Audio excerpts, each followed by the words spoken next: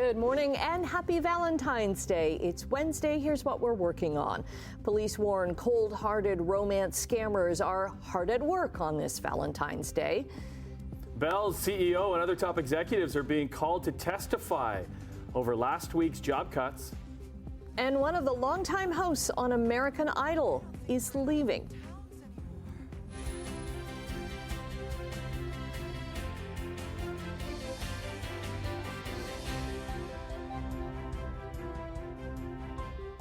Thanks for joining us. Look who's all in the Valentine's Day spirit. Nice. And was calling Brian and I out for not being.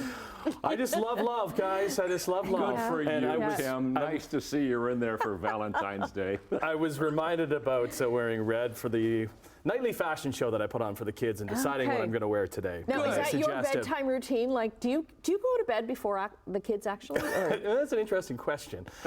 We go to bed at the same time, but somebody falls asleep before the kids do. Like, I think last week, this is a quickly funny story. Last week, Liz got home from work at like 10 o'clock, and all three kids were up working on their Valentine's cards while I'm fast asleep in bed. Sound asleep. 10 o'clock. They were supposed to be in bed hours ago.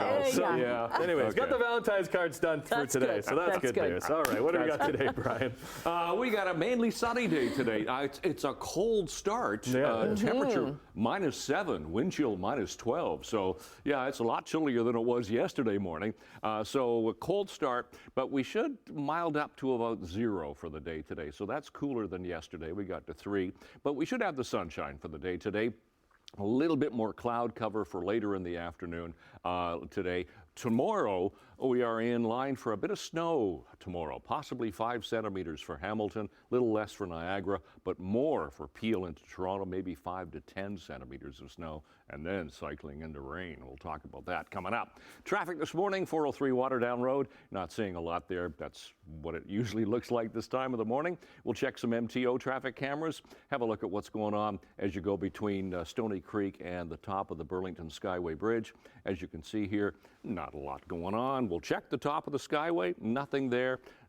Bronte Road is a little busier, but it's still moving okay. So we'll look at weather and traffic, of course, coming up in just a few minutes. Right now, let's check the news.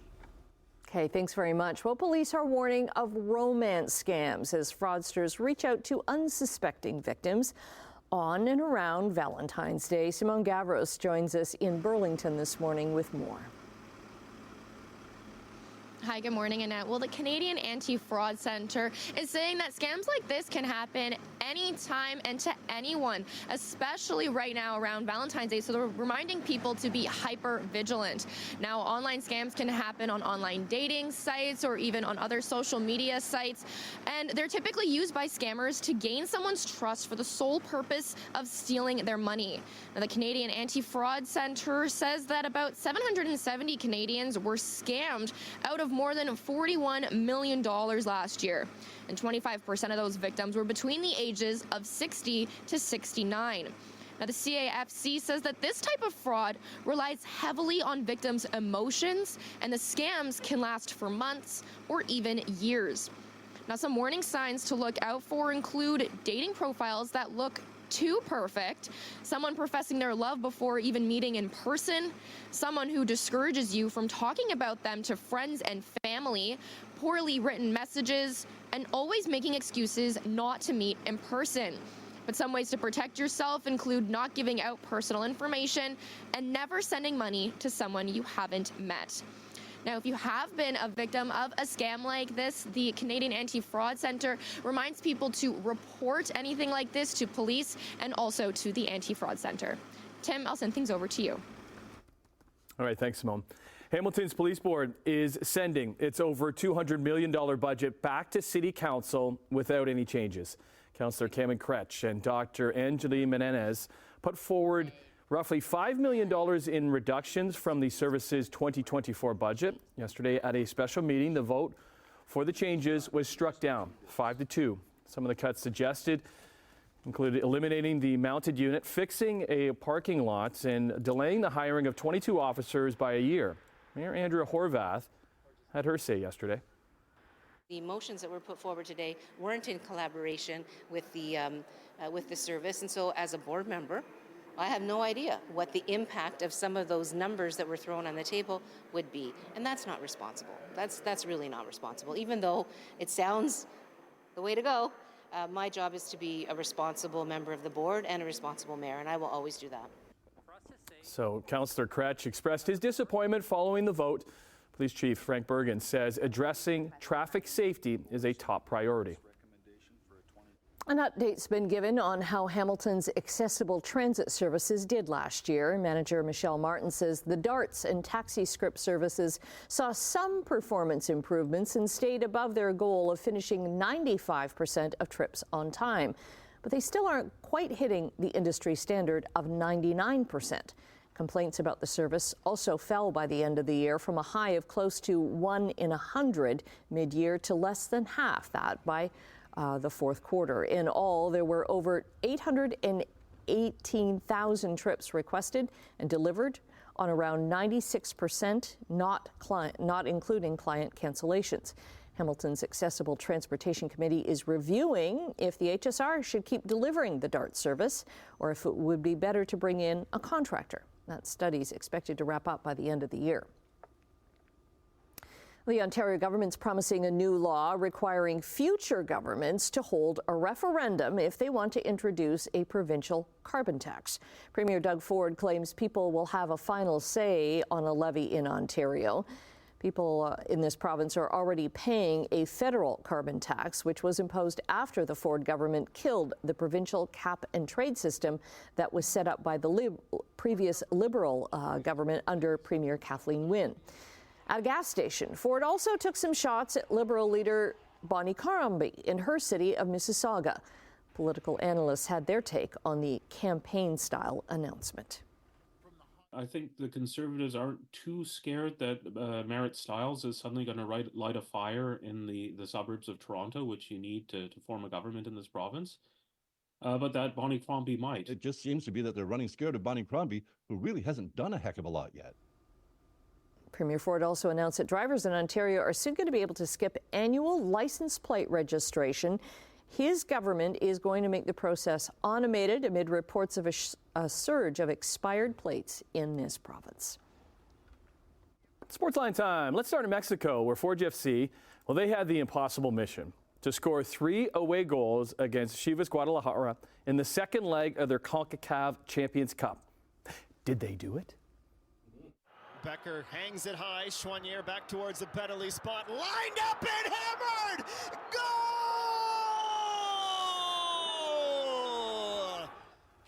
Well, they scored a goal by 17-year-old Brampton native Kevon Tavernier in the 93rd minute. So that made things respectable for the Hammers as they did get that away goal. They were unable to get the other two. Chivas would score twice and eliminate Ford 5-2 on aggregate. But listen, solid effort by the CPL champs and a great way to try and get set up for the upcoming season and repeat as champs. Well, the most highly debated topic in hockey finally has an answer as the NHL suspended Morgan Rielly for his cross-check coming up right here to the head of Ridley Gregg, that is, after emphatically scoring an empty nets on Saturday night in the Sens win over the Leafs. First ever suspension for Rielly, who can return to the lineup a week tomorrow in Vegas for the Leafs, who were hoping to bring St. Louis the Blues on home ice last night. For Brody. Works it and shoots again. Block in front. McMahon with a chance. Scores! Bobby McMahon's got 2, and the Leafs have a 3-1 lead. Yeah, it was an unlikely hero that did just that. Bobby McMahon, who wasn't even supposed to play for the Leafs, but due to illness to Mitch Marner and John Tavares, McMahon played great, recording his first ever hat trick. There's the second goal right there. Leafs brought a dominant defensive effort, only allowing 15 shots the whole night. Here's the hat trick goal. Watch this one. Into the empty net to seal the 4-1 win. And memorable hat trick. A very important win for Toronto. They host Philadelphia tomorrow. Allowed his team to stabilize. Here's McDavid. Beautiful spindle. Redirection home by Vander Kane. 5 points for McDavid. He's unreal. Another impressive performance from another Mick. Connor McDavid last night in Edmonton. That was the real highlight reel assist from number 97 in Edmonton's rout of Detroit 8-4. One of 6 assists that he had on the night. Yeah, it's 6. He also reached the 600 career assist mark earlier in the game to become the 4th fastest to do that, behind Wayne Gretzky, Mario Lemieux, Bobby Orr. Pretty special company there. Okay, one game to highlight in the hard court as Shea and his OKC Thunder win Orlando to face the Magic, but he was the one bringing the wizardry. SGA would score 13 points during his stretch in the third quarter. On a night, the Magic would retire Shaq's number 32. Guess how many points Shea put up? 32. In the 127-113 win, they remain second in the West. And let's finish with the Ticats because they kicked off free agency by confirming the signings of former Argos defensive back Jamal Peters after starting 13 games for the Double Blue last season with 32 tackles and 4 interceptions. Other signings include Terry Goodwin, who finished second in receptions behind Tim White, who was not signed by the Cats. As negotiations there continue, also no word on the future of Simone Lawrence in the black and gold. 6:11, let's talk about your future as far as today is concerned. The 14th of February, and we're looking at traffic first of all. Then we'll get to our forecast. Basically that's the way it looks this time of the morning. There's not a lot you can do about that. No collisions right now, not a lot of volume, so nothing here at our camera around Waterdown Road in the 403. MTO traffic cameras just give you a few really light across the Garden City Skyway. Absolutely nothing there. Same with the Red Hill Creek, looks good. West of Brant Street, all the way through east of Royal Windsor, and then the 427 Gardner QEW combination. That's a brief look because there's nothing really happening so far today. All right, let's get a look at our temperature. Our temperature has just fallen a degree, which normally happens this time of the morning. -8. Winds thankfully fairly light, but they're from the northwest, so that's a cold wind. That makes it feel like -12. Skies are mainly clear this morning. For school today, we're looking at a mainly sunny day, and it will be cooler today than it was yesterday. Yesterday we got to 3. Today, we're going to sit around 0. Now, ridge of high pressure giving us the sunshine for the day today. Partly cloudy skies tonight. Then tomorrow, that low pressure system crosses the Great Lakes. That's what's going to bring in the snow to start. We could get 5 centimeters for Hamilton, little less for Niagara, but 5 to 10 centimeters for Peel into Toronto for the day tomorrow, so a little bit more there. But for today, for Valentine's Day, lots of sunshine. Temperatures anywhere from 0 to +1. Little flurry activity north shore of Lake Erie, but otherwise we'll have that sun. Little bit more cloud cover for the afternoon. Tonight, partly cloudy. Another cold night, -6. Wind chills about -10 for tonight. A little chillier for Guelph and Kitchener. And then tomorrow, that snow settles in. The general range for the Horseshoe is 2 to 10, so we'll talk about 2 to 4 centimeters for Niagara, 5 for Hamilton, 5 to 10 centimeters for Mississauga, Milton, Brampton, and Toronto. So a little bit more snow there, but then it's going to cycle into some rain for Hamilton and Niagara later in the day. So out the door on this Valentine's morning, it is mainly clear. Yeah, it's cold, -8, wind chill right now, -12. And we'll look at the long-range forecast coming up in a few minutes as we hear the tip-tap of heels coming into the studio. Oh, Brian Wood. Good fill on time there, Brian. Way to go, Brian Wood will always save me. He will always save me. Whew. That one made me out of breath. Hi, guys. Hi. Are you still laughing over the Jimmy Kimmel promo? I am. Yes. I was just watching it, and I can't get enough of it. We are going to show, hopefully, almost the whole thing. Not the whole thing, because that would take up half the show. But What is it? Sorry, what are we talking about? You It's don't his- know? I don't know. It's Jimmy Kimmel's kind of advanced promo of his time hosting the Oscars. Okay. And it's Yeah. got a Barbie spin, and it is hilarious. It's very funny. Cool. Yeah. Awesome. Yeah, we'll talk about that. And Katy Perry, she's saying bye to American Idol. We'll discuss on the couch. American Idol still on? That's what I thought when Kind of what I said too, but apparently it's been revived. Good to know. All right. Let's talk. We'll see you at the couch. Okay. Well, coming up, East Coast eel fishers are getting shut down possibly, while West Coast coal miners are seeing a little more light in the end of the tunnel. 6:16 on your Wednesday morning, and the Canadian dollar is up a dozen basis points in overseas trading to 73.84 cents U.S. Gold is down $2.40. Crude oil has gained 13 cents to $77.69 a barrel. Checking midday trading in Europe, markets are up right now in London, Frankfurt, and Paris. Off to Asia we go. Markets are down in Tokyo, up in Shanghai. They're still closed in Hong Kong for Lunar New Year. North American markets, yowzers. Ew. Not a good Tuesday on both sides of the border. Wow, triple-digit losses for the TSX, Dow Jones, and NASDAQ. We'll see how they do and rebound on this Wednesday, February the 14th. Well, Canada's Fisheries Minister wants to shut down this year's baby eel fishery in the Maritimes, and it's just a week before the season opens. Diane Laboutier has sent a letter to commercial fishers saying the fishery should be cancelled because illegal fishing in the last 4 years has led to harassment, threats, and violence on rivers in Nova Scotia and New Brunswick.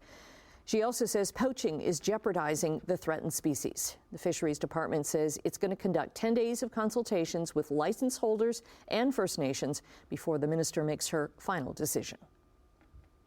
A federal court ruling has thrown out a decision from the federal environmental minister that denied a permit for an open pit coal mine in the Alberta Rockies. So the ruling, which comes in response to 2 Alberta First Nations, will force Stephen Gilbeau to revisit the issue after consulting with the nations on the economic benefit of the proposed mine. The court, they ruled that the Piikani and Stoney First Nation have never received a consultation opportunity they had been promised by the federal provincial panel that reviewed the mining company's application.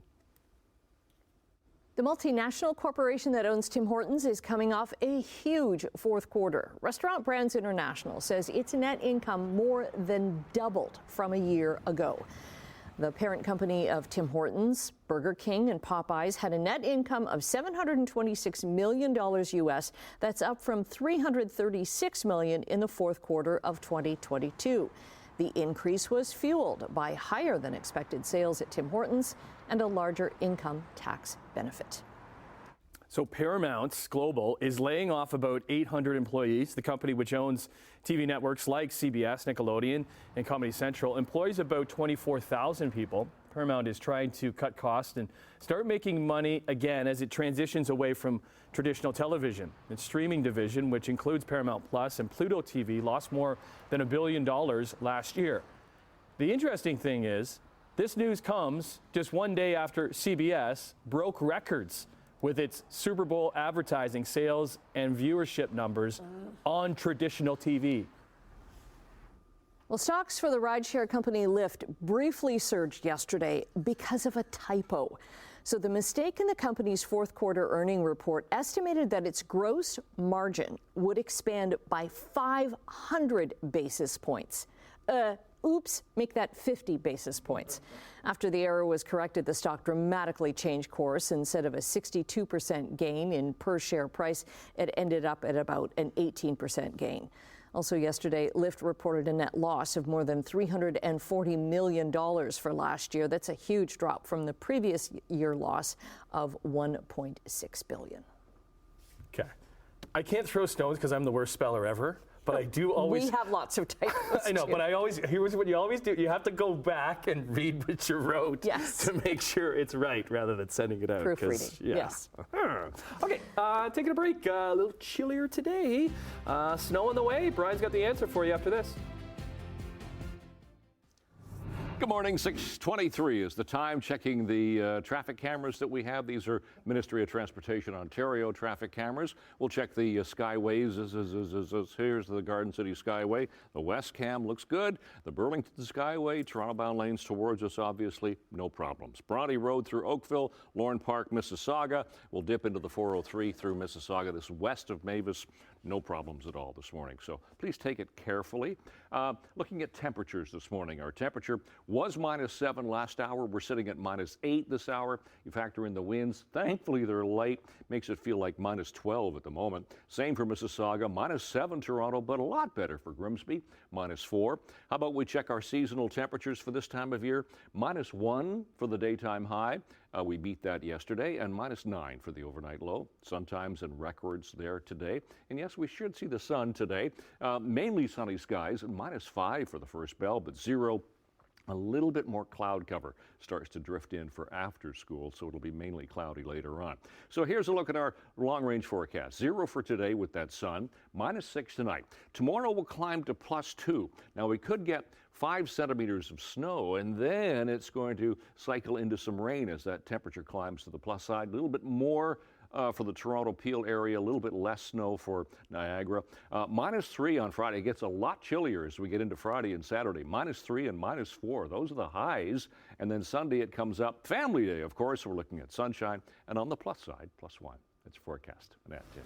Okay. So a new international competition is looking to push the limits of science and the human body. They're called the Enhanced Games, and it's being described as the Olympics of the future. It's going to encourage athletes to use banned performance-enhancing drugs. Australian Olympic champ James Magnuson says he's been offered $1 million to smash a world record, and he's ready to, quote, juice to the gills. As far as my athletic peak, history says that it's behind me. The Enhanced Games say it's not. Let's find out. Is this a genuine avenue? This is where I get to use my Australian accent if I want. Please don't. Well, Enhanced Games president, his name is Aaron D'Souza, says his tournament aims to disrupt the, quote, old, slow Olympics. The plan is to start with individual events in core sports, while team sports like football and basketball would be added in later editions. So another $1 million prize is also up for anyone who can beat Usain Bolt's 100-meter record. But the Enhanced Games won't be complete doping free-for-all, because D'Souza stresses there will be clinical control of the athletes to ensure safety. But he says city sponsors and fans probably don't want to watch the fastest natural person. They just want to watch the fastest person. Oh, so many things come up here. It's like advances in technology too.